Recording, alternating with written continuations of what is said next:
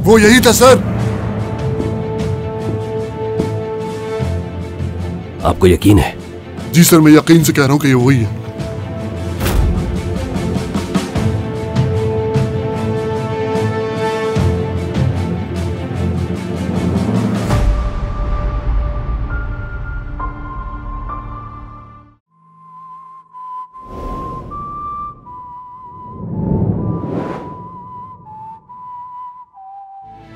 कोई थका हुआ तो नहीं है? क्या सब ठीक है ना टीम में? सर हम ठीक हैं। जी सर, हम सब ठीक हैं। कातिलों को ढूंढना है जवानों, बचेगा नहीं उनमें से कोई। इस दफा हमसे कोई भी गलती नहीं होनी चाहिए। हम आखिरी दम तक लड़ते रहेंगे, समझ गए? आगे बढ़ेंगे हम लोग।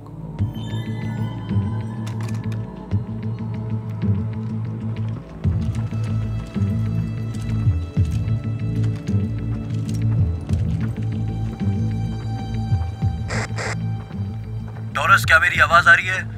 इस वक्त हम चेक पॉइंट 6 पर हैं। तकरीबन 1 घंटे में हम चेक पॉइंट 8 पर होंगे। ठीक है?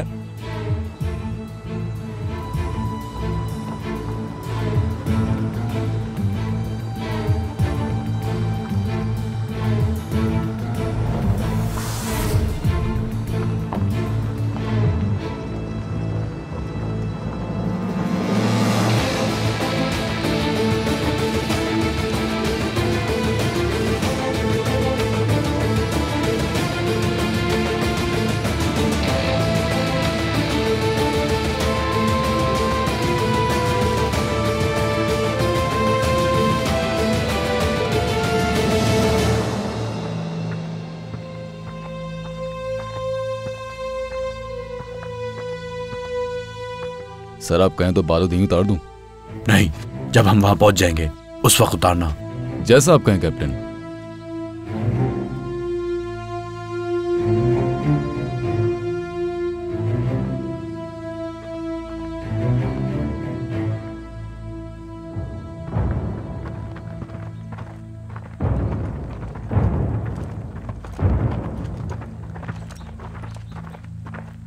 कैप्टन, हमें पहुंचने में देर तो नहीं हुई? हाँ, अच्छा है आप सही वक्त पर पहुंचे हैं। शुक्रिया, हमारे पास बारूद खत्म हो चुका था। तो कैप्टन, आप बारूद हेलीकॉप्टर के साथ नहीं लाए? नहीं, हमने उसे तरजीह नहीं दी। ठीक है कैप्टन, सब कुछ इस गाड़ी में पहले से मौजूद है, बारूद भी और सामान भी। चलो शुक्रिया, बहुत शुक्रिया। अब हमें कुछ बताओ यहाँ के बारे में। बताता हूँ कैप्टन। ये बहुत अहम जगह है कैप्टन, लेकिन इस खराब मोड़ की वजह से बिल्कुल भी तेजी से नहीं निकल पाएंगे आप लोग। इस जगह पर बहुत सारे दरख्त हैं, सही कहा ना? जी हाँ बिल्कुल। निगरानी करना कोई मसला नहीं है सर। वो आग लगाने की कोशिश कर सकते हैं, हमें एहतियात करनी होगी, खासकर ट्रक के लिए।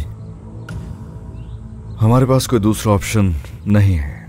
बच्चों के लिए एहतियाती तदाबीर इख्तियार करने की जरूरत है। वो हमारी तरजीह है। मैं नहीं चाहता उन्हें मजीद कोई नुकसान पहुंचे। इंशाल्लाह सब अच्छा होगा।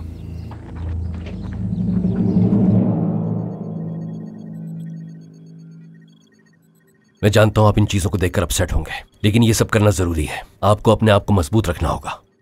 ये फहरिस्त बहुत लंबी है और सिर्फ आप ही हैं जिसने उन लोगों को देखा है। यह हमारे लिए बहुत इंपॉर्टेंट है कि आप उन लोगों की निशानदही करें। अगर आप उन्हें पहचान लेते हैं तो हमारे लिए उन्हें पकड़ना ज्यादा आसान हो जाएगा। उसका चेहरा नहीं भूल सकता, उसे पहचान लूंगा मैं।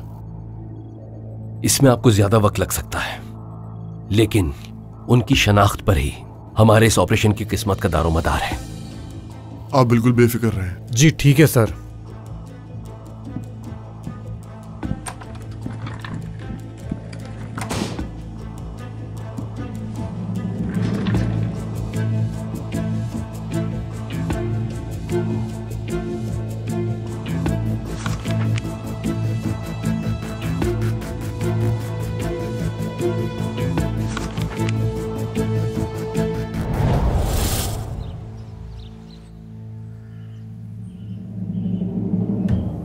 सर कैसा चल रहा है सब? ये तो तुम बताओ मुझे। वो हाथ धोकर मेरे पीछे पड़े हुए हैं।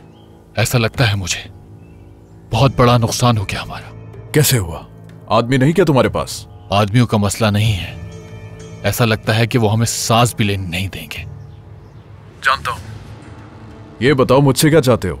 अभी तो नहीं, अगर मजीद हालात बिगड़े तो आपको मर्दान तक मेरे साथियों को महफूज मकाम फराम करना होगा। मुश्किल होगा, मेरा मतलब वक्त लगेगा इसमें। बात यह है कि मेरे साथी शहरी ऑपरेशंस के लिए तरबियत याफ्ता हैं, देही इलाकों में उनका काम करना बहुत मुश्किल है। मैं कोशिश करूंगा, लेकिन तुम काम नहीं रोक सकते। तुम जानते हो मुझे आगे भी जवाब देना होता है। ठीक है, ठीक है।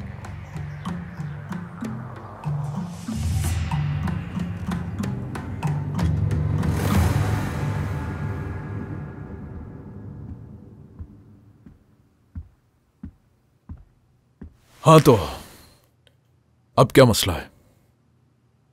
समझ नहीं आ रहा है कहां से शुरू करूं। अपनी बेटी से शुरू कर सकते हो। मैंने कहा था ना उसे बीच में मत लाना। उसे कुछ नहीं होगा, फिक्र मत करो। कुछ फूल खरीद कर भेज दो, अच्छे से अल्फाज कार्ड पर लिख दो, मसला हल हो जाएगा। फूल और आसिया। एक बात कहूं तुमसे, तुम चाहो तो यह काम मैं कर सकता हूं, वो भी खुशी के साथ।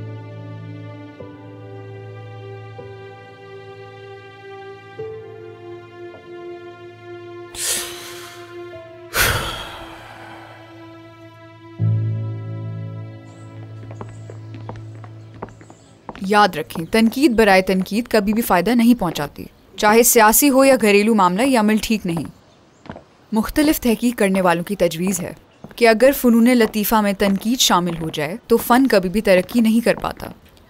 याद रखिए, मैंने कहा था तनकीद बराए तनकीद, लेकिन पॉजिटिव रिव्यू मुख्तलिफ बात है, ठीक है?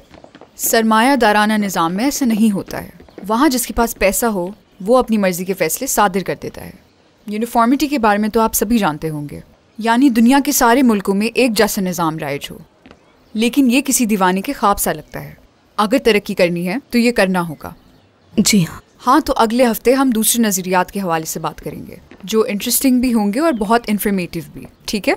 Okay madam, thank you. ये बहुत ही शर्म की बात है कि बगैर पूछगछ के उन्होंने कैप्टन कागान को बरतरफ कर दिया। ये तो कोई इंसाफ ना हुआ। ऐसा किया उन्होंने? अभी आप ही ने तो कहा। बहुत अफसोस हुआ मुझे। कब कहा मैंने? अभी तो सुना है मैंने। आप अपनी स्टूडेंट से यही तो बात कर रही थी कि कैसे लोगों के साथ ज्यादती की जा रही है। कुबलाई, कैसी बातें कर रहे हो? मैंने किससे कहा ये सब? अल्लाह अल्लाह। आसिया मैडम, अभी तो आप स्टूडेंट से बात कर रही थी। मुझे तो खुद अभी आपसे पता चला है कैप्टन कागान के बारे में, वरना तो पता ही नहीं था। कुबलाई, कैसे इंसान हो तुम? मैं स्टूडेंट से क्या बात कर रही थी और तुम क्या कह रहे हो? तुम्हें आखिर हर चीज के बारे में बुरा ही क्यों सोचना होता है? तौबा। मसला क्या है तुम्हारे साथ? हर बार तुम ऐसी बातें क्यों करते हो? हाँ, समझ से बाहर हो तुम। ये बताओ कि कागान से मुलाकात हुई थी क्या? नहीं। चलें अब। मैंने क्या किया? हमें इंतहाई मोहतात रहना होगा। अल्लाह तुम सबका हामी नाज़िर हो। आपका बहुत शुक्रिया कैप्टन।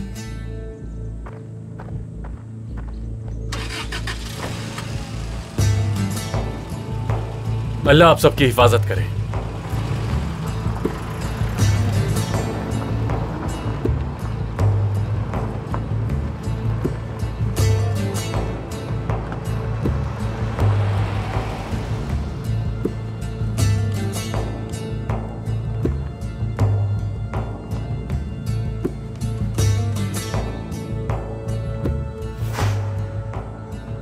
आप क्या सोच रहे हैं सर? चलाओ, थोड़ा राउंड लगा कर आते हैं हम लोग। जरा ताजा हवा खाने की जरूरत है। जैसा आपका हुक्म सर।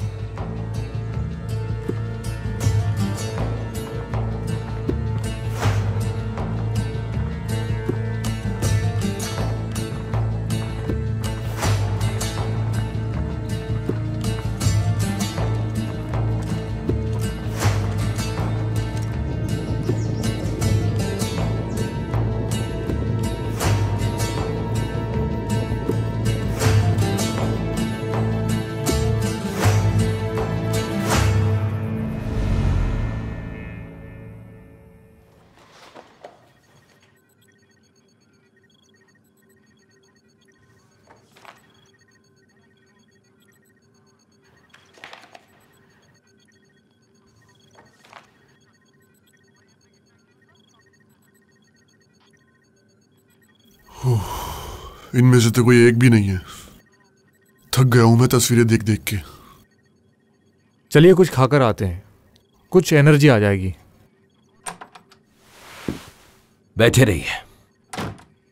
क्या किसी को शनाख्त किया आपने एहान? नहीं सर, अभी तक तो उनमें से कोई नजर नहीं आया। ठीक है।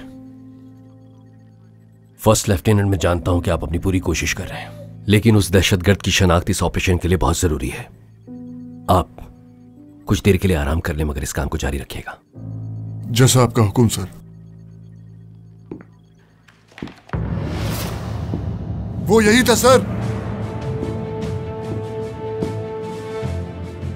आपको यकीन है? जी सर, मैं यकीन से कह रहा हूं कि ये वही है।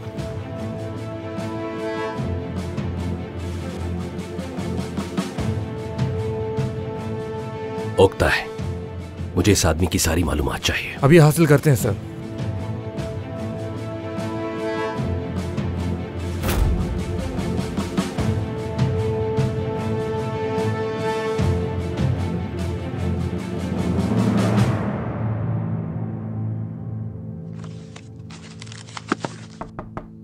आइए। कैसा है वो? उसकी हालत ठीक नहीं है सर, थका हुआ और निढाल लग रहा है। फिलहाल तो मैंने अपनी पूरी तवज्जो उस दहशतगर्द को पकड़ने पे मरकूज रखी है। देखें क्या होता है। लेकिन मसला क्या है सर? एहान ने जिस शख्स की शनाख्त की है, इन फाइलों के मुताबिक 2012 के दंगों के दौरान होने वाली फायरिंग में मारा जा चुका है। यह कैसे हो सकता है सर? उसे यकीन है कि उसने सही आदमी की शनाख्त की है। फर्स्ट लेफ्टिनेंट एहान जिस आजमाइश से गुजरे उसमें बाज़ औक़ात दिमाग सही से काम नहीं करता। फिलहाल उनसे कुछ भी मत कहिएगा। अभी हम और इन्वेस्टिगेशंस कर रहे हैं। उसे कहें आराम करें, लेकिन वो हेडक्वार्टर से बाहर न जाए, समझे? जैसा आपका हुक्म सर।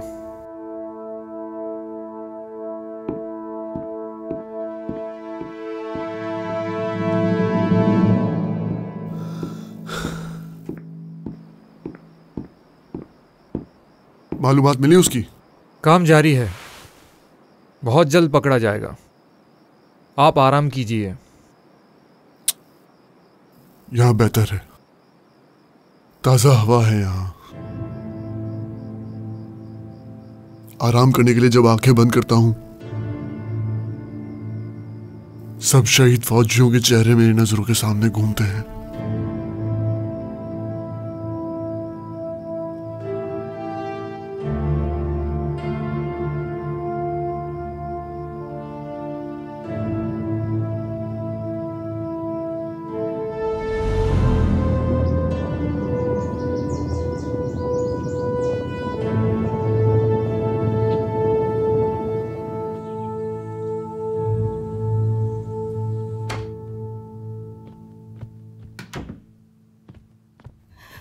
कहाँ है? हाँ, मिल गई गाड़ी की चाबी। अब मजा आएगा। अम्मी, कहाँ हैं आप? अम्मी, अम्मी,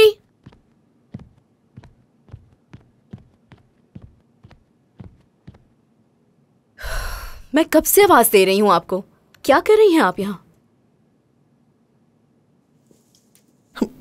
ये जैकेट तुम्हारे भाई को तुर्कुत ने तोहफे में दी थी। मैंने इसे वहां कुर्सी पे पड़ा देखा जब कमरा साफ कर रही थी मैं। अम्मी, मैंने कहा था ना भाई ना हो तो कमरे में मत आया करें। आप हमेशा रोने और जज्बाती होने के लिए कोई ना कोई बहाना ढूंढ लेती हैं। अपने भाई को भी उसने इसी तरह की जैकेट दी होगी यिल्दिज़। वो एक बहुत नेक बच्चा था, कितने ख्वाब देखे होंगे।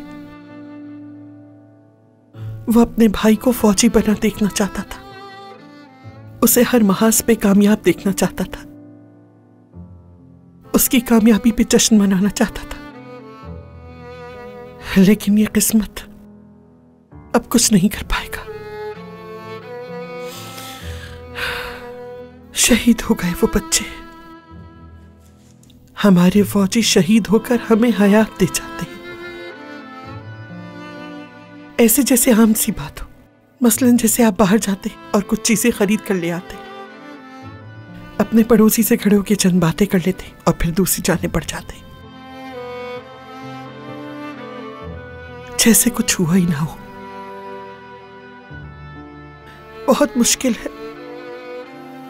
मैं अक्सर तुर्गुत की माँ के बारे में सोचती हूँ, उन शहीद फौजियों की माँओं के बारे में। वो सब क्या करती होंगी अपनी गोद के बालों के बगैर।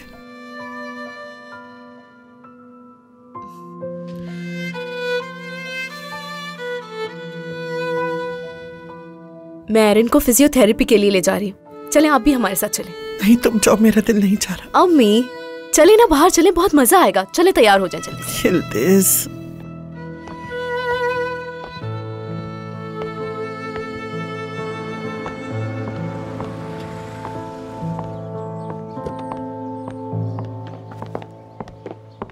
मैं यहाँ तुमसे बहुत जरूरी बात करने आया हूँ। वाकई मुझे अफसोस है मेरे पास वक्त नहीं। देखो बेटा, तुम गलत समझ रही हो, मुझे कुछ बताना है तुम्हें।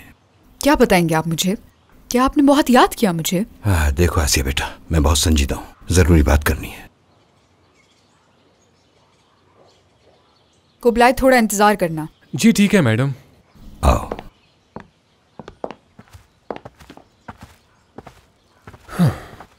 ऐसा बाप मैंने आज तक नहीं देखा। ये तक नहीं पूछा कि बेटा कैसी हो तुम। बिल्कुल भी मोहब्बत नहीं इन्हें अपनी बेटी से। जब भी आते हैं मैडम को गुस्सा दिलाते हैं। आ जा बेटा, बात करनी है। हद है।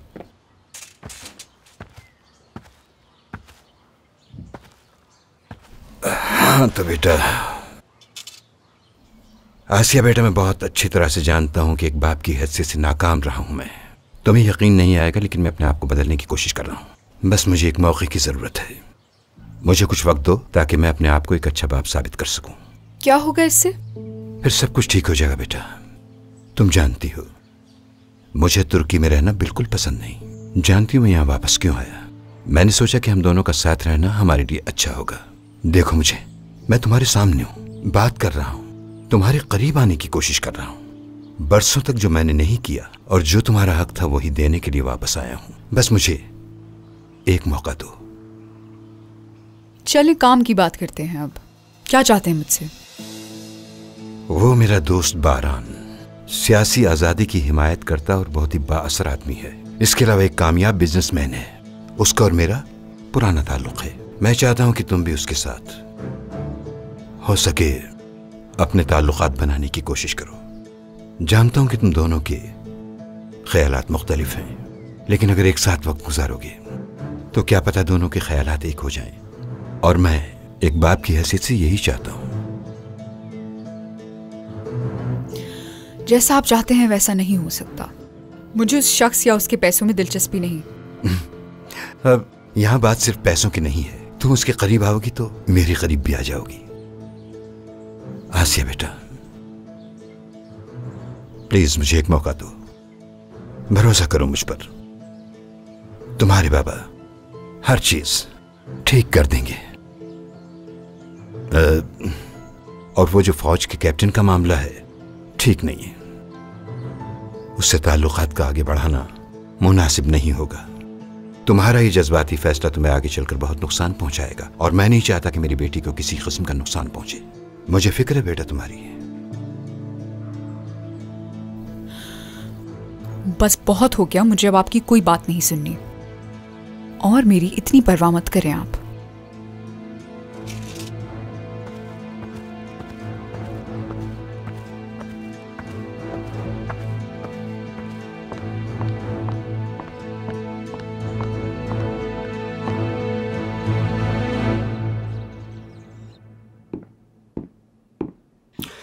Good morning. Thank you sir. Team के बारे में बताइए, कोई राब्ता हुआ आपका उनसे? सर, उन्होंने एक ऐसे शख्स की तलाश की है जो दहशतगर्दों के साथ राब्ते में है। वो सरहदी गांव की तरफ जा रहे हैं। झड़प की कोई इत्तला? जी नहीं सर। ठीक है, मुझे उनकी लोकेशन के बारे में बताइए। मैं पहली फुर्सत में टीम कमांडर से बात करना चाहूंगा। ठीक है सर, मैं अरेंज करता हूँ। सुनो उक्ताई, एहान की तबीयत कैसी है? वैसा ही है सर, कल रात की तरह। समझ गया, समझ गया। ये किसी बड़े गुरु को लॉजिस्टिक मदद फराहम कर रहा है। डेविड नाम है। और वो इस गांव में है। जी बिल्कुल सर। और अच्छी खबर यह है कि दहशतगर्द आज किसी को इस गांव में खाने पीने के लिए भेजेंगे। ये तो बुरी खबर है। दहशतगर्दों के साथ 25 से 30 आदमी हैं गांव में, और कितने हैं हम नहीं जानते। यानी कि साफ जाहिर है कि हमें हुजूम का सामना करना पड़ सकता है। और कोई ऑप्शन नहीं है हमारे पास। हम सरहद के करीब हैं, अगर वो हमसे बचकर सरहद क्रॉस कर जाते हैं तो फिर हम कभी नहीं पकड़ पाएंगे उन्हें। ठीक कहा कागान सर, कुछ भी हो जाए हम गांव में जरूर जाएंगे, उन्हें छोड़ेंगे नहीं हम, जन्नम वासिल करके रहेंगे। बात सुनो, कुछ चीजें जहन में रखना जरूरी हैं, वो भी ऑपरेशन से पहले। ये सब के सब वो लोग हैं जो हमारे बहादुर फौजियों के कातिल हैं। जब बात फौजी भाइयों की आती है तो कोई फर्क नहीं पड़ता कि कातिल तादाद में कितने होंगे और हथियार कौन से होंगे। ये सब बेमानी बातें हैं, कोई मजीद बात करने की जरूरत नहीं है। हम जा रहे हैं।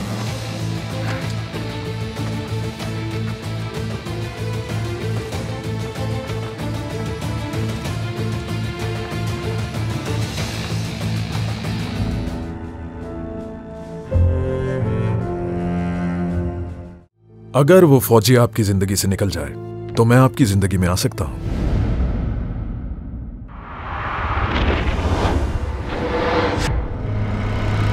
क्या तुम नहीं जानते कि सारा असला उसी के पास है और मिशन का इंचार्ज मैं हूं?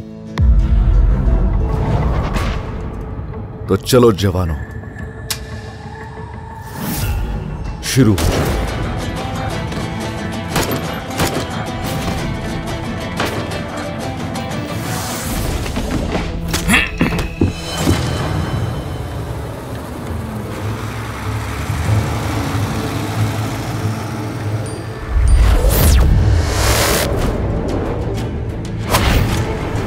नीचे उतरो,